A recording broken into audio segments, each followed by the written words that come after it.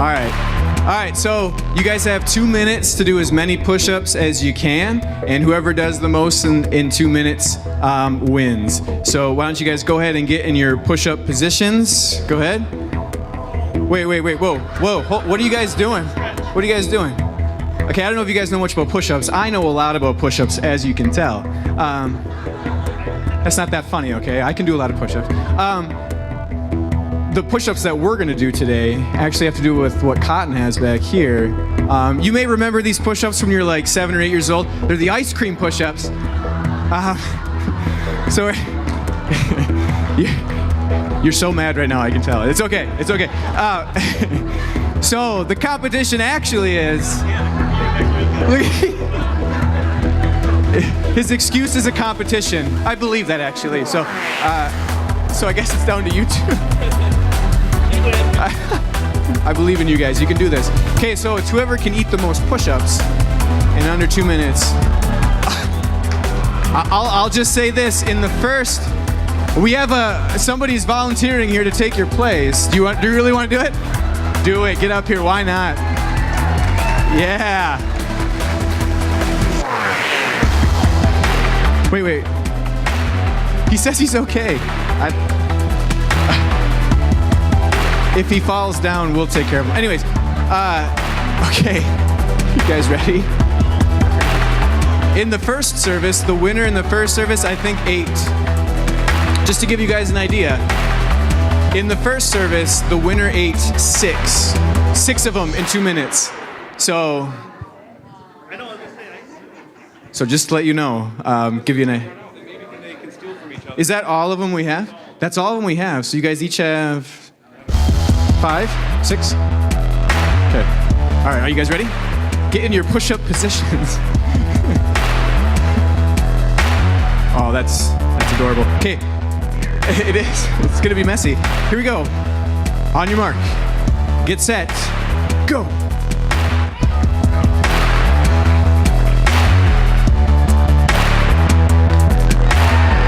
He's got one down.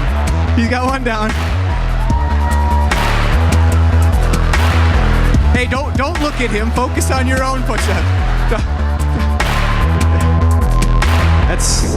That's impressive and also a little disgusting, but keep going.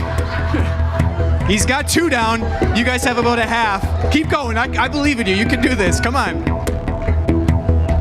No, don't let him intimidate you. He's finishing his 3rd one now.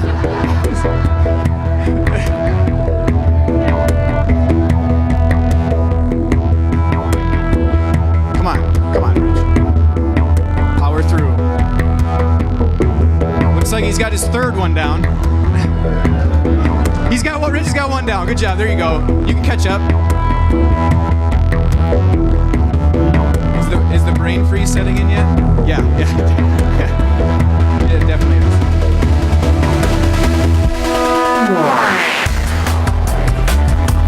Got about 45 seconds left. He's got 4 down. If he can get more than 6, he can beat the record. He says no.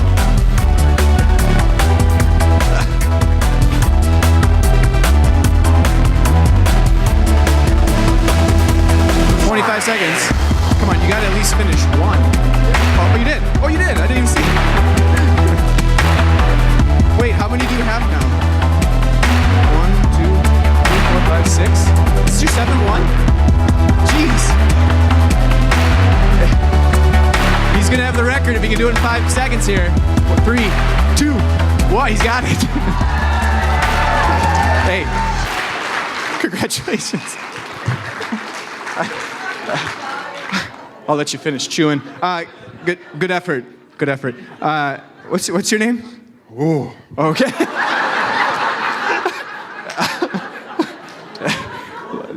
Is your head okay? What's your name? Miguel. That's impressive right there. Is your head hurt a little bit? Your stomach hurt a little bit? Okay.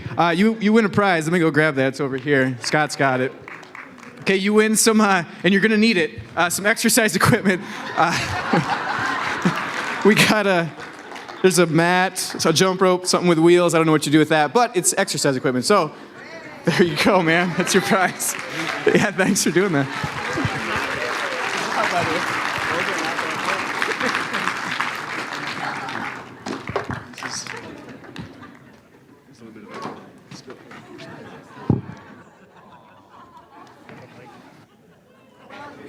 Hey, give a hand to Ben and Pastor Scott and the guys.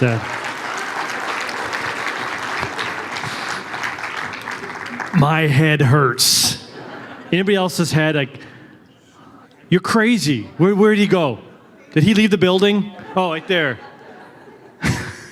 He's crying. This is very emotional for all of us. It's quite the accomplishment. Man, how bad does your head hurt, dude? Yeah. Medic, do not try this at home. I got you, Casey, didn't I? I set him up. I'm like, congratulations, Mr. Michigan. We got a game for you.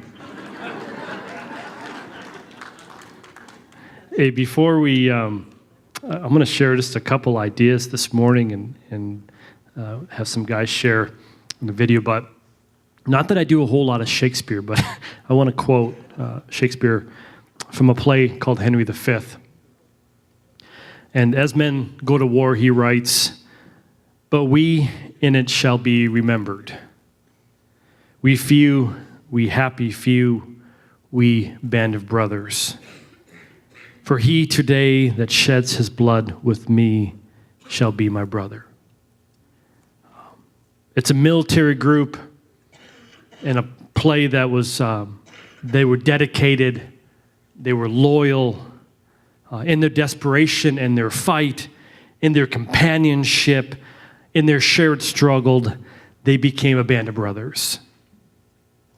And so a band of brothers has really come to mean this idea of loyalty and dedication, companionship, togetherness in life's battles. It's an idea of men standing together, brothers with each other in good times and in bad times, in happy times, in every life's moment, band of brothers standing with one another.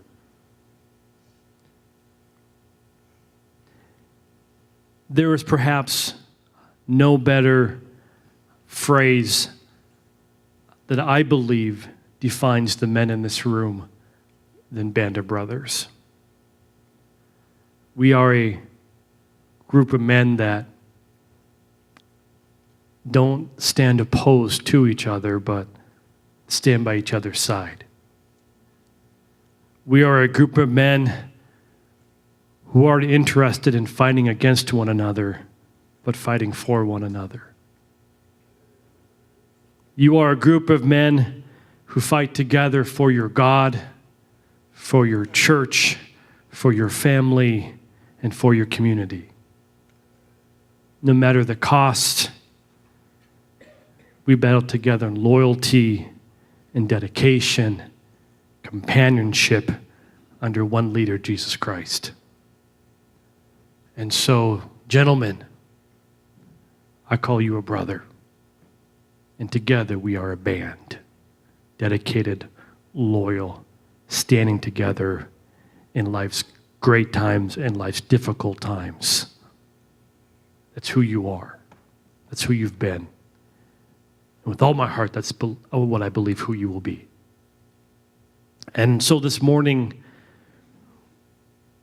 we may come from different backgrounds, different ages, different races, different incomes, social statuses, some with children, some widowed, some divorced, some married, some single. But we're together in it. Amen? Amen. I asked 3 gentlemen if they would share some of the life lessons that they learned. I believe many of the lessons that we learn are just everyday living. That God reveals himself every day and just kind of living out in this life that he gave to us. and that there's lessons to be learned. And so I asked 3 guys to share.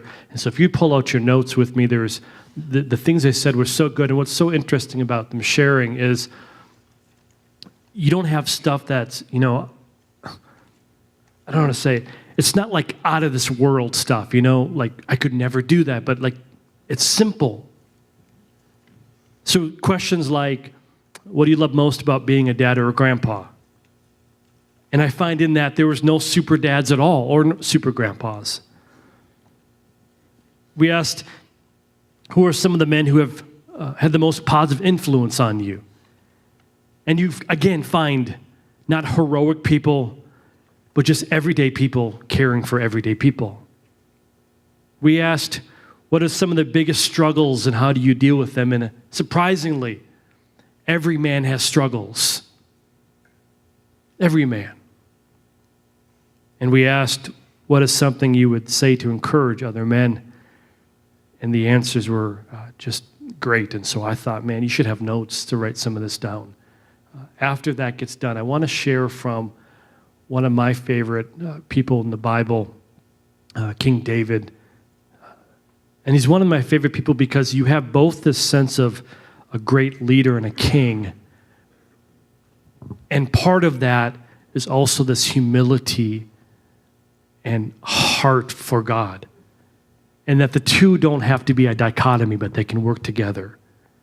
You can be both a great leader, a great king, and a man of compassion and love for Jesus. And so I want to share one of David's lessons after we share this video. But go ahead and play the clip if you would.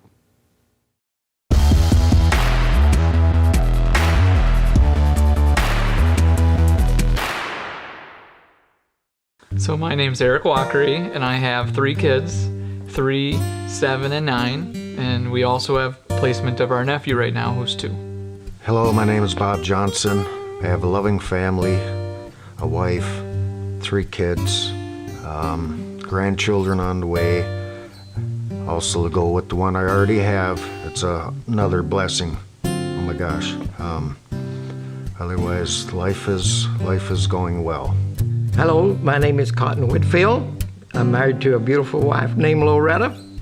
We've been married for 55 years. I have 2 daughters, Christy and Kaylin. I have 3 granddaughters and 3 great-grandsons. One of the things that I love most about being a dad is almost on a daily basis, I get to see something that the kids have learned. So it might be something they learned in school, they might have learned it from Meg or I, but probably my favorite is when they couldn't figure something out, whether it was with friends or something they were tinkering with, and they kind of had like a light bulb moment. And so they come running to Meg or I and they tell us all about it, or they want to show us, and I would say that's one of my favorite moments. What I like most about being a grandpa is that my girls are older, but they still come up and say, "Dad, I love you," and give me a big hug, and that's really important to me. And my grandkids, I just love every one of them, and I like it when they say, "Papa, Papa," and that just thrills me. But I've not only told the girls how to walk or how to live for the Lord, but I did my best to show them. Some men that have had a positive influence on me would, of course, be my father. He was there some of my life. My parents divorced early when I was younger, so at this time it was a matter of deciding when I was old enough, who do I want to be with, my mom or my dad. When I was old enough to make that decision, I ended up moving up north here with my mother. My father was there for me. I'd get an occasional card, but he also did show me how to be responsible when I was younger, and he always worked. He always was busy. So there was also other men that made a positive influence on my life. My brother-in-law, Tim, was a great influence on me in my teenage life and in my early 20s. He taught me how to box. and I had an outstanding record. I know fighting ain't the right way to go, but it was a sport, so that's the way I went. I didn't have basketball, I didn't have football, I didn't have all the sports the big schools did. Of course, I graduated out of Hannahville. Tawash was a great school. I loved it.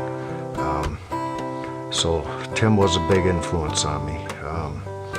As I got older, I met Jim Kuzno, who entered the door to Jesus Christ, our Savior, which has been an outstanding pleasure in my life, my family, my friends. Well, the main important one is when I was a young man is my father. And I can still feel those influences on my backside. And one of the most important things he ever told me, he says, Cotton, it doesn't make a difference what you do, is that you do it with all your might and do it right. And another person who has influenced me a whole lot was Zoltan Zimar. It was just like you talking about E.F. Hutton. When he spoke, you listened. And that's the way it was with Zimar. But when he had something to say, you better listen because it was the truth. But and now the most important is somebody you know is our former pastor, Pastor Bob. He's Fred to me, but he's Bob to you. But a lot of times we were talking and he would be talking about somebody or something, and little did he know the advice he was giving for them I took, and he didn't know it unknowingly. And so Pastor Bob, I once told him, I said, I'll honor you as my pastor, but I'll cherish you as my friend. A lot of men who've had a positive influence, but two that come to mind in my life were first my dad. He was a really, really good example of thinking before you speak, being cool, calm, and collected. Along with that, if something needed to be done, he was able to get it done. He was able to put the time and effort in. Was a real hard worker, something I've tried to emulate. Another individual that comes to mind is Pastor Jason. So when I was a teenager, I was in youth group here, and Pastor Jason was the youth pastor. And he did a really good job of getting to know me, and along with getting to know me, he would also ask tough questions. So those questions oftentimes came back to, where are you at in your faith? Do you believe in God? What do you think it takes to get to heaven? And as we worked through all of those, I got to a point where I wanted to ask God into my life, but I just don't know that I ever would unless somebody asked me. And so one day after church, he just said, "What's holding you back? Why don't you do it today?" And I was waiting for that moment, and that moment, had a huge influence on where I'm at today. Some of my biggest struggles in my life have been when I was a teenager. I was into alcohol and drugs and rock and roll and sex and all the things that teenagers like to do nowadays still. How did I cope with that? It was hard because everybody I hung around with, my peers, even my peers were drinking. So that was very hard to get out of. Even my parents were alcoholics. So, and then after I had my first son, I was still drinking heavily and this and that, but I finally realized that I had to grow up and be a father and a working father, and I believe that was when I finally realized that, hey, I either got to straighten up here or I'm going to go in the wrong direction. Some of my other problems in life is just not staying busy, finding things not right to do, and just making mistakes. And mistakes are easy to come by. So I try to stay focused on looking forward. I don't look backwards anymore. Life is too short to be making mistakes anymore. Well, the biggest trouble is, and it wasn't really a struggle, but it seemed like now as I look back, that being the only one out of 10 kids that was serving the Lord. And when we'd have reunions and stuff like that or get-togethers, they would go and do their own thing, but I would go to church. And it was real a struggle for me to just keep going. And it was a struggle for me when my dad quit serving the Lord. But the last 2 years before he passed away, he came back, and so that was a blessing and a half there with that. So one of the struggles that I find I deal with almost daily in my life is work and home life balance. So my job's very demanding of my time, but also of my thoughts. And so I have a hard time turning that off. So when I come home, I might be thinking about work, some problem I haven't been able to figure out yet. And so I'm always trying to kind of figure out what am I going to do each day so that I can appropriately give the right amount of time so I'm not cheating one thing or the other. And I don't think I have a great solution for it, but what I do is Meg and I are always reviewing our calendars, looking at what does my work week look like, what does our home schedule look like, where are we going to fit in our family time, where are we going to fit in our time for Meg and I, if there's projects we need to get done, when are we going to do it. And so it's not a perfect solution, but it's just kind of being aware of it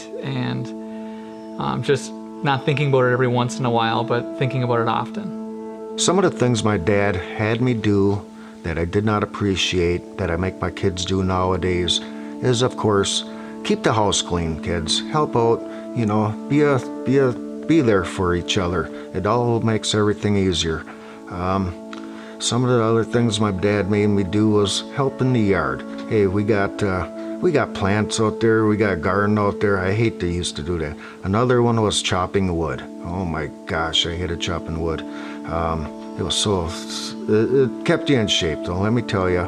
And just being there for mom and dad, helping out around the house was always a big thing when the house was always filled with grandkids and whatnot, so. Well, the things that my dad made us do that I just nearly despised, but there was 10 of us in a family, and we had to work the garden after school. We didn't have any choice. Is when Dad said, you go out there and hoe the garden, it better be hoed. And I've learned that through the years that with the advice of other people that, you know, it's for your own benefit, and you can reap if you keep on going and doing what they had said so to do. So something my dad did very regularly is he made my sister and I always come home for dinner. So there might be an exception here or there, but that was the expectation, that we'd come home for dinner. It was no big deal growing up until middle school, high school, that it became more of a nuisance to us. Thinking about it now, it was a time where I got to see what was going on in his life. He got to ask me questions where I wasn't running here or there, and kept a relationship going that we still have today. And so we do implement that now, and you know, it may not be every day at home, but our expectation is we are going to eat together as a family, and it's something we'll continue. Some of the traditions my father passed on to me that I'm passing on to my children and grandchildren would be, I hope they work hard. My father was a hard worker until he retired. He also was a traveler. He liked doing his vacations. He got all over the States. He even went all over the world, which I try to do in my family as well. I work hard. There's time for vacations, there's time for fun, but there's also time for work. Life, again, is too short, so make the very best you can of it. Well, one thing is just keep serving the Lord. That's one of my things I want to do. That it doesn't make a difference what you're going through with or what has happened to you. That you got to finish the race, and that's what I try to instill into everybody is just keep going on, don't stop. So a tradition that we had growing up that my dad had for us was we always took a family trip. And we might have taken more than one a year, but we always took at least one trip. And it didn't necessarily mean we were going across the country, but we'd go somewhere. And we'd spend a good amount of time together, usually a week. And it was a time where not only did I spend time with him, but I'd also spend time with my siblings, and it was something that I always remember, whereas it's hard to remember your last Christmas gift, I can remember the trips, and those memories don't fade. And so thinking about that, Meg and I have implemented that, and we always do at least something every year. It's a tradition we all look forward to. Another thing is we didn't have a lot of traditions though growing up, so that's something we've looked at too, is maybe we should have a few more traditions, and so that'd be both sides of it. Something I would say to encourage other men: be there for your family. It's a big thing in life. You always want to be the man of the house. Of course, it's a struggle. It's hard. It's time-consuming. It gets on your nerves. But, gentlemen, be there, be strong, always look forward. Don't turn backwards and think of the past, because it does nothing but heartache. I think something I tell myself often is not to expect to be perfect at being a dad or a husband. Not to try to compare yourself to everyone else and expect to be the same. I try to look at it and think, what could I change? Maybe there's something in there that I want to make a change in my life to do better. But understanding that we all have our own strengths and we just need to appreciate that, but also work at where we're weak, and but not to expect to be perfect. Don't ever give up, even though it looks like you're not going to make it. This is one thing I've always told my children. When things get tough and you look like you're not going to make it, you tie a knot in the end of the rope and hang on. Just hang on, because God will see you through. He never has failed you, and He never will. So just hang on. Duct tape, zip ties, or bungee cord. Duct tape. Duct tape holds together a large amount of my camper right now. And so of the three, I use them all, but that's the one I use the most. Duct tape, because it just cures everything. You can duct tape everything up.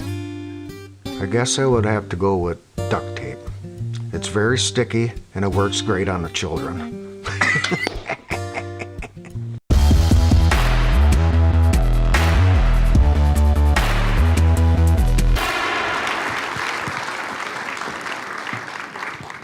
We got some great guys, don't we? Some great guys, yeah. I'm going to share just briefly from 1 Samuel chapter 17. And if you have a Bible in front of you, you're welcome to turn there. I'm just going to go through some passages. If you don't have one with you, there's a gray one, and you can turn to page number 354. That would be 1 Samuel chapter 17. There's a gray one, like I said, if you'd like, in front of you.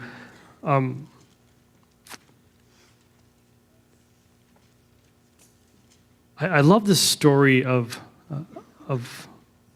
David, but let me give you just the backdrop to it.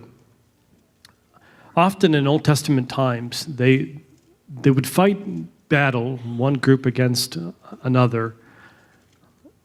But once in a while, in certain cultures, they would have somebody that would come from that nation or tribe, and an individual, and then they would call somebody else from the other nation or tribe an individual, and instead of essentially having the two groups kill each other, these two people would represent the nations, and so whichever one of the two won, that nation won, and the one that lost, of course, the other nation would essentially give in. And so what you have is the story of Goliath. And in Goliath is just a behemoth of a man. He's 9.5 feet tall.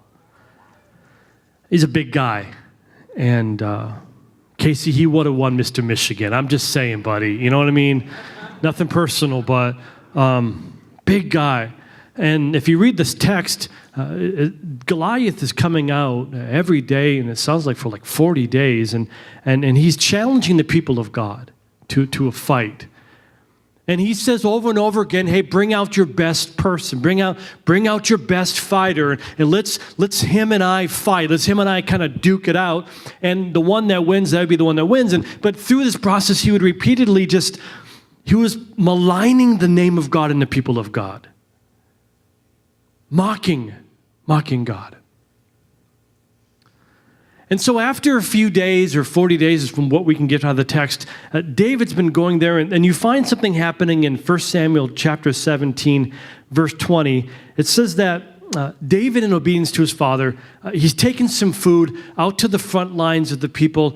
And have you ever kind of done something where you just had enough's enough? Where you're just like, gentlemen, where you're just like, you've seen this, the justice or injustice, or you see something happen, and I can't take it anymore. Enough is enough. I had enough. Like Popeye. Remember Popeye's statement? Enough is enough. Anyway, he says something like that, and I can't take it anymore. He takes a can of spinach and he fights. And so here's kind of David eventually really saying, hey, man, this guy Goliath, he's destroying the name of God. Won't somebody stand up? Which is a great thing to have. It's great to have someone take a stand. Amen. And so David says, I'll fight him. And something interesting happens. David isn't this great warrior. I mean, he's not even fighting the battle. He's shepherding. He's kind of on the sideline. But David comes in and he says this, hey, listen, I've battled a bear. I've battled a lion, right? This giant is nothing to me. And to be honest, as Saul, I think Saul's kind of taking a risk when Saul says, yeah, you can go ahead and fight.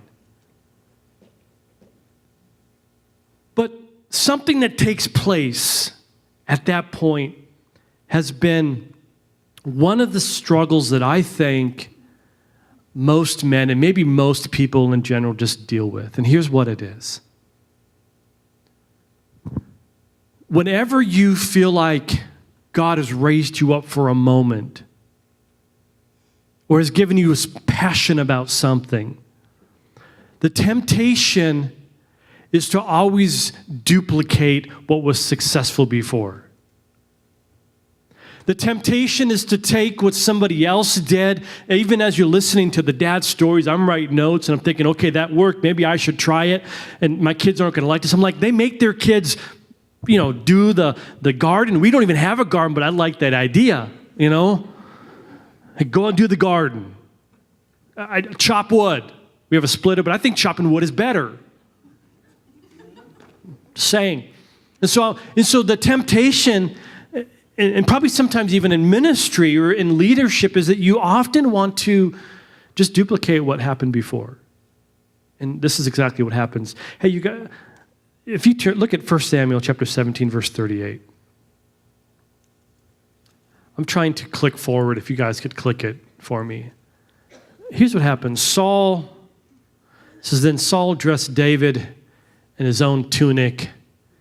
He put a coat of armor on him and a bronze helmet on his head. And so what you have is a warrior Saul, at least known for that. He takes everything that was successful for him before, everything that worked, and he just assumes that with this new guy, I'll take what worked for me before and I'll put it on him and now he'll be successful. And that's the temptation that we deal with.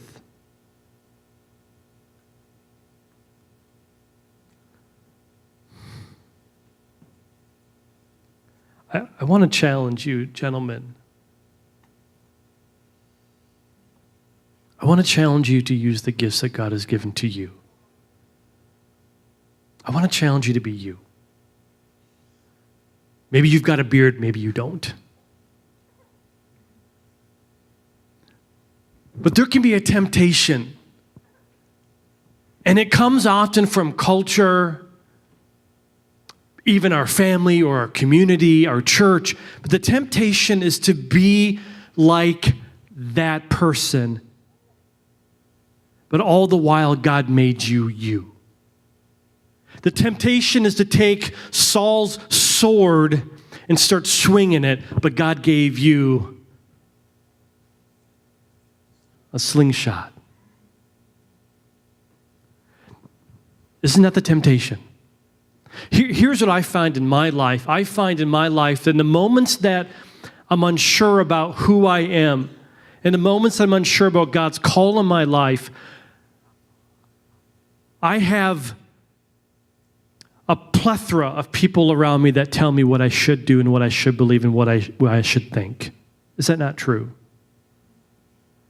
The moment that I'm uncertain about the direction, it's nothing wrong with being uncertain, but be careful that you don't just take what everyone else is telling you to do or to be or to think or to act, and don't just take that on you. Instead, be faithful to the person that God has made you. with the gifts that he's given to you. Be you. Be you. Can you imagine what would have happened if David, who was a fierce fighter with a slingshot, what would happen if David would have picked up Saul's armor and Saul's sword and tried to fight Goliath? He would have lost because it wasn't what God made him to be. Gentlemen, you have gifts. Some of you are businessmen. Be the best businessman you can unto the Lord. Some of you are tradesmen. Use that gift that God gave to you and be faithful in it. Some might be farmers or communicators or woodsmen or politicians or teachers, construction workers and mill workers. But you get it. Don't try to be somebody else. Be okay with who you are. Be okay with God made you to be. God has given each one of you a unique personality. You're wired unique.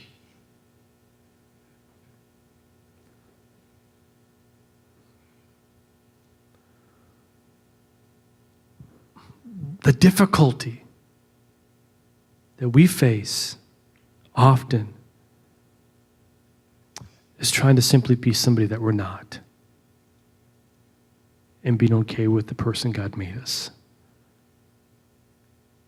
Some people are introverted, and that's okay. Some are extroverted, and that's okay. Can I just say, if you're married, wives, leave your husband alone. Just let him be, right? Just let him be. They're okay. They're not you. They're not going to talk for hours and hours and hours. I'm stereotyping, but I think we get it. Just let the guy be a guy. Let him be a warrior and let him be a lover of Jesus. And he may not look like you, but he's not supposed to. Let him be who God made him to be. There's nothing wrong with learning from our past. Nothing wrong with getting great ideas. I would be concerned about the person that doesn't. But be careful of the temptation to duplicate. Be careful of the temptation to simply duplicate. In the end of the story, as the worship team comes forward, I love what David does is he puts on the armor that Saul gives him. He puts on the helmet and he grabs the sword. And he walks around for a moment. And I think it's almost a Holy Spirit moment when he says, hey, this doesn't fit. This doesn't fit. There are several lessons that I wanted to go through. I knew I wouldn't have time today, and so I put them in your notes. But this week I would challenge you guys and girls alike. Look at 1 Samuel chapter 17 in your notes. There's several things that just great life lessons from David and Goliath and that whole situation. And there's probably more than that are even in your notes. But take some time to read them. Take some time to get alone with the Lord this week. I'm going to ask if would the men stand up? Can I get the men? I want to pray for our men real quick.